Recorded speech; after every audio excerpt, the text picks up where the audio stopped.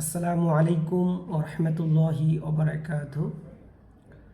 আমি আসলে যে বিষয়টা আজকে ভাবলাম সেটা হচ্ছে যে একজন সৎ মানুষ, একজন উচ্চশিক্ষিত মানুষ যার নেতৃত্ব খুবই সুন্দর, সমাজসেবক, সে সমাজের নেতৃত্ব দিতে চায়।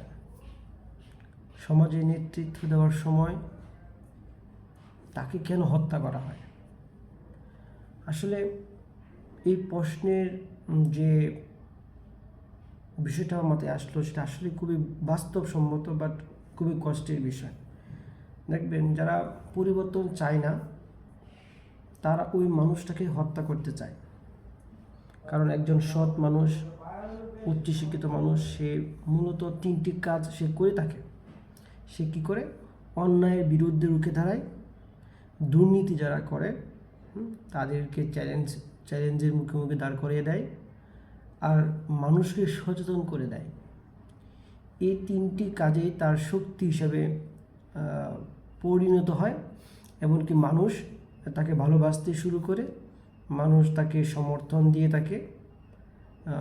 এটাই এটাই এই যে সমর্থন দিয়ে থাকে, আর এটাই তার বিপদ হয়ে দাঁড়ায়। কেন তাকে হত্যা করা হয়? আসলে স্বার্থে একটা সংঘর্ষ হয়ে যায়। যারা অবৈধভাবে ক্ষমতা থাকতে চায়, টাকা ইনকাম করতে চায়, তারা চায় না এই আরামদায়ক ব্যবস্থা ভেঙে যাক। হ্যাঁ, সৎ নেতা মানেই তাদের জীবনে একটা হুমকি হয়ে দাঁড়ায় যে আমি অসৎ, আমি অবৈধভাবে টাকা ইনকাম করছি, একজন মানুষ সৎ, এটাই আমার একটা স্বার্থের একটা আঘাত লাগে, সংঘর্ষ হয়ে গেল, এই জন্য তাকে হত্যা করা হয়। তারপর হচ্ছে সত্য কথা বলার জন্য, সৎ মানুষ সাধারণত সত্য বলে, আপোষ করে না, এই জন্যই তাকে হত্যা করে। আর মানুষের সমর্থন পাওয়া, যখন একজন ভালো মানুষ জনগণের সমর্থন পায়, তখন সে ক্ষমতাশালীদের জন্য আরও বড় ভয় হয়ে দাঁড়ায়। এই জন্যই তাকে থামানো কঠিন হয়ে যায়। এই জন্য তাকে দুনিয়া থেকে একেবারে শেষ করে দেয়।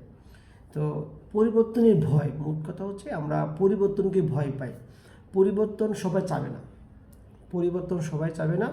বিশেষ করে যারা বর্তমান ব্যবস্থায় লাভবান থাকে তারা কখনো তা পরিবর্তন চাবে না।